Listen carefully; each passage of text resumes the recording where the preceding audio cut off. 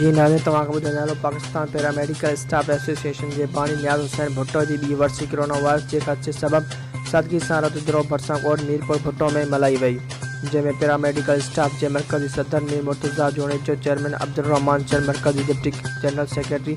عزيز بروهي نوشاد احمد भुट्टो فياض حسين भुट्टो عبدالرحمان عباس ملهائي نادر جوڻيجو ऐं ॿियनि मज़ार ते पहुची हाज़िरी भरे गोलनि जी चादर चाढ़ी